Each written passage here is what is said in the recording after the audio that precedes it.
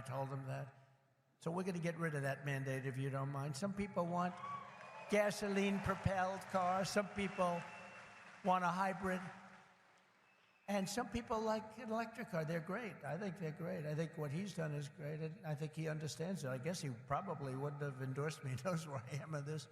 But he did. And it's just like they did these chargers in the Midwest. There are 8 of them. They spent $9 billion to build 8 chargers to charge up a car.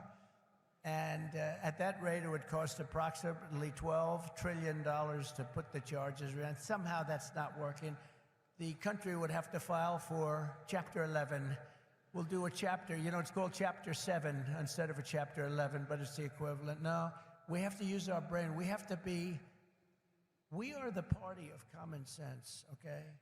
We have to have common sense, but what we do have to do is we have to produce tremendous electric for AI and for all of the other things, including the things that you're doing, and we'll get it produced, and we're going to get it produced fast, or we're not going to be able to compete with China and other countries. So we're going to get it produced fast.